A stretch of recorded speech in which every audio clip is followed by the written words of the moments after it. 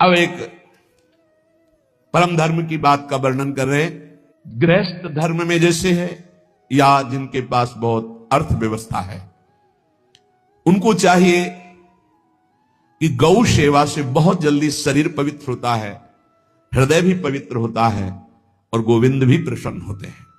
यदि गाय घर में पाली जाए या गौशाला खोली जाए और गौओं की सेवा की जाए, जिनके पास अर्थ है, भाव है, भगवान स्वयं श्री कृष्ण चंद्र ने गौ सेवा स्वीकार की, गौ में चराई। गौओं की परिक्रमा करने से, जैसे आप प्रभु के बिहारी जी के मंदिर की 4 परिक्रमा करें तो जो फल आपको मिलेगा वही गाय की 4 परिक्रमा कर ले तो आपको प्राप्त हो जाएगा। जो रोज गाय को प्रणाम करता है और गाय की प्रदक्षिणा करता है तो भगवत प्रदक्षिणा का उसे फल प्राप्त होता है। जहां गौएं विराजमान होती हैं वो बड़ा पवित्र दिव्य तीर्थ स्थल माना जाता है। गौएं जहां विराजमान रहती, गौशाला में भजन करे तो कई गुना बढ़कर के प्राप्त होता है। गाय के गोबर से जहां लेपा जाता है वहां जिस देवता का आवाहन करोगे वही देवता आकर विराजमान हो जाएगा। अपवित्र भूमि में भी यदि गाय के गोबर का लेप कर दिया जाए तो परम पवित्र मानी जाती है। गाय बहुत पवित्र, जहां वो बैठती है, जहां वो मूत्र त्याग करती, गोबर त्याग करती, वो स्थान तीर्थ तुल्य पवित्र माना जाता है। जब गुरुमंत्र वैदिक सिद्धांत से दिया गया था पहली बार तो पंचगव्य पिलाया गया था। कितना भी बड़ा पापी हो, अगर पंचगव्य पिलाया जाए तो वो वैदिक मंत्रों को स्वीकार करने लायक हो जाता है, पवित्र हो जाता है। पंचगव्य में 5 चीजें गाय की होती है। गाय का मूत्र, गाय का गोबर, गाय का दूध, गाय का दही और गाय का घी, ये 5 मिलाकर पंचगव्य पिलाया गया था। पहली बार जब वैदिक मंत्र दिया गया था तो पंचगव्य बनवाया था गुरुदेव भगवान ने संन्यास, और वो पिलाया था। ये पंचगव्य पिलाने से अपवित्रता का नाश होकर पवित्रता का संचार होता है। इसलिए धन्य है उनका जीवन जो गौ सेवा परायण है, भगवत भाव से गाय में साक्षात भगवान का भाव रखकर गौ सेवा करते हैं।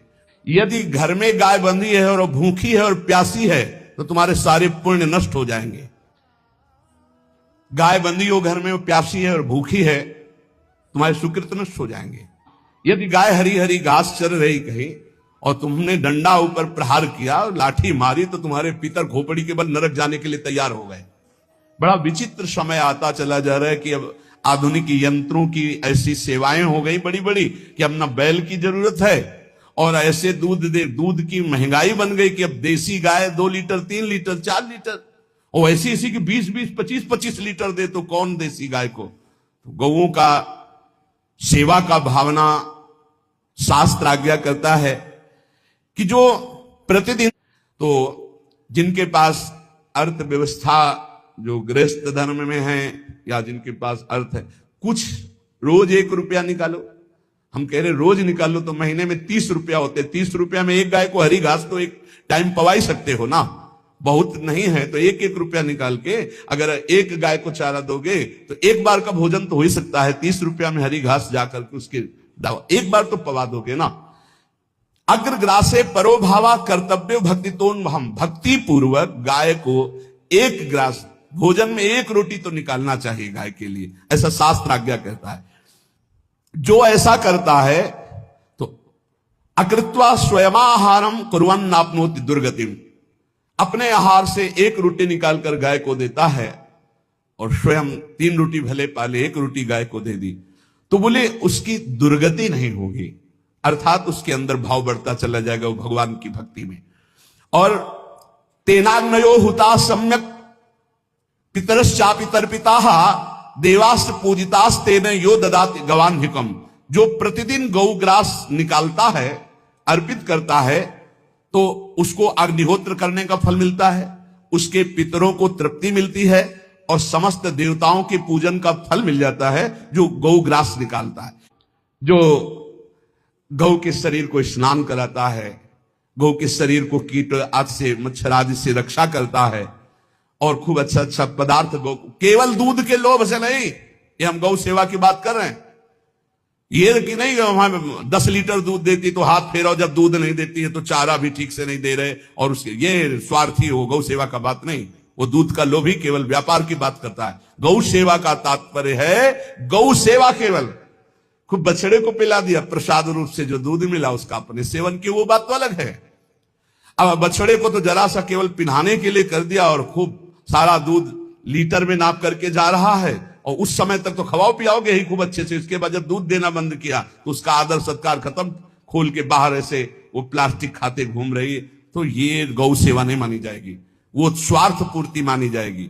जो सदैव गौ सेवा करता है, उसके दास मच्छर हटाता है, स्नान कराता है, पीठ में हाथ फेरता है, उसके पूर्वज जो पितर होते हैं वो नाच पड़ते हैं, उनका मंगल होना शुरू हो जाता है कि हमारे वंश में गौ सेवक पैदा हुआ, बड़ा भाग्यवान है और वो गौ के द्वारा हमें तार देगा, ऐसा भाव। यदि आप गौ पालन स्वयं नहीं कर सकते तो 4 लोग मिलकर के, क्योंकि आज जो गायों की व्यवस्था वो बड़ी दयनीय हो रही है। दयनीय इसलिए हो रही कि दूध की अधिकता के चाह रखने वाले भैंस रखते हैं या विदेशी गाय रखते हैं। अपनी भारतीय जो देसी गाय है वो उतना अधिक नहीं देती कि 40 लीटर 30 लीटर 25 लीटर, बहुत अधिक देगी तो 5 और 8 लीटर। देसी शुद्ध गाय अपनी जो है वो 8-10 लीटर, बहुत जब व्यवस्था हो। नहीं तो अपने गांव में तो देखा है 2-2.5-3 लीटर से ज्यादा नहीं देंगे, 1.5 लीटर इधर 1.5 लीटर उधर, या बहुत हुआ तो 2 लीटर 2 लीटर, पर वो स्वर्णिम दूध होता है। जो दूध की चाह रखने वाले जन थे अब वो गायों को नहीं रखते, देसी गायों को कोई बिरला ही रखता है।